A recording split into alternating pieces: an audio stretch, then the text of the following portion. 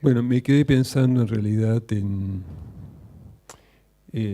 lo que Ivonne ha planteado y comentado y me parece que tiene una consistencia y una carnadura realmente intensa.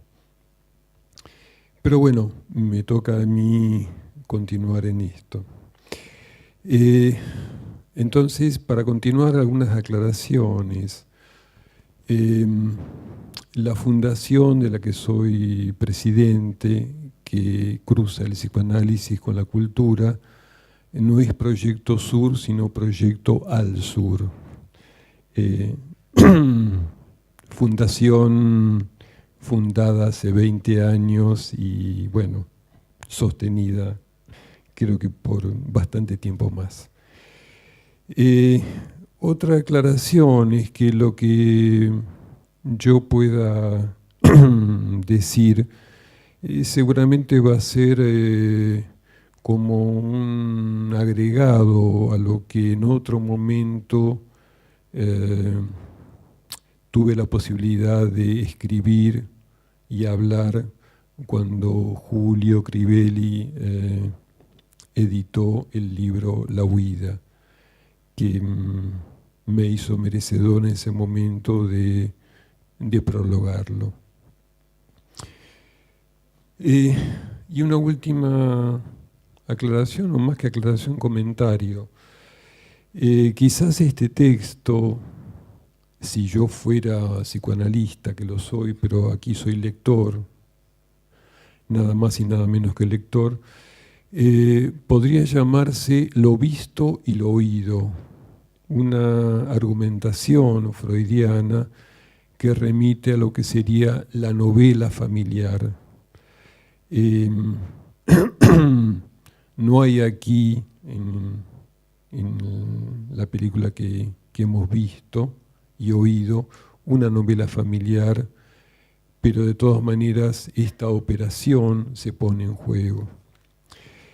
Y hablando de cine, hace años, cuando todavía había para mí demasiados territorios para descubrir, y digo demasiados porque no llegaba a definir algún espacio en particular, me había dedicado al cine y a su realización. Ahí fue entonces que me enseñaron mis maestros que la primera ficción, ellos la llamaban la primera ficción, que se filmó, realizada por supuesto por los hermanos Lumière, se llamaba El regador regado y desarrollaba una estructura clásica: presentación, conflicto, desenlace. Claro que hay que tener en cuenta que todo esto, a diferencia de las incontables e infatigables 2 horas y media actuales, sucedía en aproximadamente no más que un minuto. Se trataba de una persona que salía a regar su jardín con la clásica manguera. En esa manguera había una grieta y el protagonista es bañado por su propia mano. Comento esto porque en realidad se hace necesario, más aún a mí me fue necesario, una interpelación. ¿Por qué este corto tan corto inauguraba la ficción en el cine? Cuando antes una locomotora, ese dragón de hierro también, hacía que la gente saltara espantada de los asientos. Me preguntaba entonces, y me sigo preguntando, los espectadores que estaban en esa feria de circo, porque la película se pasaba en una feria de circo, ¿estarían tan sugestionados que supondrían que toda representación era una realidad? Este relato sobre el sobresalto de los espectadores, ¿no sería también una ficción que serviría para inaugurar como mito fundador la historia del cine? Pero, anyway, en definitiva, cualquier película, más allá de ser documental, cómica, amorosa, aventurera, es una ficción. Pero acá vale una otra aclaración. Una ficción que no siempre, pero sí es el caso de La Huida, se produce como una historia. Y una confidencia al pasar. También le debo mi agradecimiento a Julio Crivelli porque su invitación me permitió volver a Roland Barthes y a sus escritos de los años 60, cuando afirmaba que si la fotografía plantea eso estuvo ahí, la foto plantea eso, en el cine la cuestión es las cosas están ahí para ser vistas y oídas. Por supuesto que entonces empieza una querella. Unos dicen que la imagen, un tema muy caro para Julio, es un modo rudimentario en comparación con la lengua, y otros plantean que la imagen tiene como un arco iris, que no se limita a una significación, y que en todo caso en ella hay un más allá del sentido. Creo que hoy en esa línea nos encontramos con un dispositivo, yo lo llamaría así, un dispositivo llamado la huida, y que en este dispositivo se plantea el deslizamiento, y de ningún modo digo ilustración, de imágenes, que aluden a un género llamado poesía, y que al mismo tiempo hay una voz, la del autor, que desliza poemas que aluden a un relato llamado película. Creo que todo esto, este entrecruzamiento, puede suceder porque nos encontramos en el inicio de todo, en la génesis, dice Julio, escribe Julio en la película, pero en la génesis de este dispositivo con un texto poético. Digo esto y es nada más que mi conjetura personal, que la poesía, cuando se establece como tal, es la menos referencial de las narrativas y que justamente por eso, entre palabras e imágenes, por ser tan poco referencial, puede permitirse, como en esta película, abrirse a muchos sentidos. A muchos sentidos, como si fuera un arco iris, que el arco iris presenta la promesa nunca cumplida de que se puede encontrar ese milagro de la olla de oro, y bueno, hablaba de los cuentos clásicos, ¿no? La promesa de que se puede encontrar el milagro de la olla de oro cuando se alcance el confín. Por supuesto, está el más allá. Nunca se llega a ese final, porque es la poesía siempre y la filosofía o el psicoanálisis a veces que advierten que hay algo más allá, algo que estaría donde el sentido se detiene. Por supuesto que La huida, como libro, como relato fílmico, responde a esto. Y no solamente por su condición poética, sino por su intención de titularse así, en donde se encuentra y se cuenta un movimiento. ¿Qué es ese movimiento?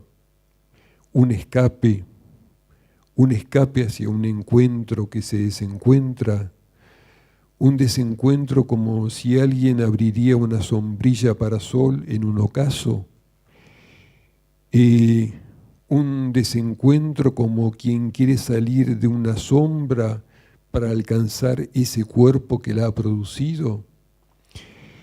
Y no estoy hablando de las intenciones de quien escribe un texto, no estoy hablando solamente de eso, ni aún de quien lo titula, sino de lo que ese título produce como efecto en la poética.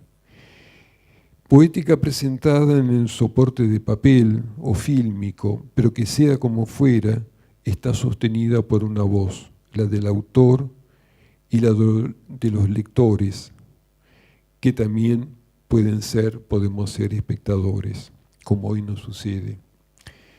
Por eso, como dice Julio, la huida es volver atrás, jugar de nuevo, y por eso podemos agregar que la huida habla, dice, imaginariza personajes en fuga de destino. Que lo logren o no, dependerá de ellos. Como ese personaje de Roberto Art, que luego de jugarse a cara o cruz con una moneda la decisión del día siguiente, dice, al destino hay que hacerle trampa. Y en la película, ¿dónde está ese destino que ronda la voz de Julio Crivelli?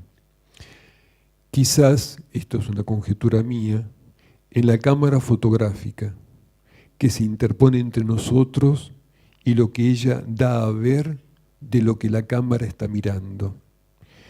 Quizás, más aún, en un detalle de esa cámara fotográfica, una señal roja que parpadea como un ojo que nos mira a nosotros, intermitente e inevitablemente. Nos mira y nos busca para advertirnos nuevamente, con la voz del autor, Julio Crivelli, que hay palabras detrás de las palabras y que lo incalculable está entonces en ese más allá, que si tiene que ver con la muerte, con el sexo, es porque resulta inabordable y porque el lenguaje es un muro en el que nos apoyamos y también un muro en el que nos detenemos. En la huida, escrita o filmada, escrita y filmada, hay trabajo de traducción. Diría yo que hay una lengua, un trabajo que termina en el momento en que comienza su despliegue, porque es un trabajo de precisión. Los poemas de Julio se rehúsan a la facilidad de la contraseña, un indicio habitual del que adolece cierta poesía, y no se prestan a la complacencia. Yo diría que eso le permite, a su vez, evitar otra cuestión, que es quedar capturado por la convención. Y por eso mismo en la película sus protagonistas solo son sujetos de una métrica que responde a un ritmo, a una luz y a una cierta errancia, en una historia, en sus acciones, en una historia en donde están paradójicamente registrados con rigurosidad y con un cierto blanco, negro y sepia que deja entrever que esa atmósfera es la necesaria. En una poética entonces, como la escrita y filmada por Julio Crivelli, hay un nuevo vaivén en donde lo dicho se articula a imágenes, a representaciones, pero sus palabras, y esto es lo fundamental, no son demostraciones, tampoco son una redundancia. Por el contrario, hay un efecto de transferencia. Hay algo que va y viene entre dos. Entonces la huida, quizás,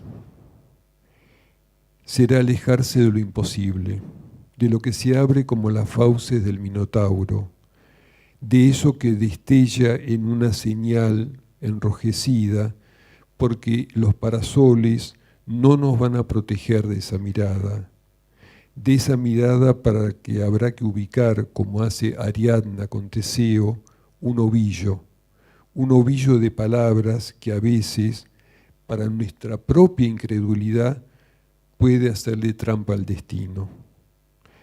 Así son algunas de las historias de lo visto y oído. Así es, y esta es una de sus cualidades más significativas, la historia, la película de Julio Crivelli. Muchas gracias.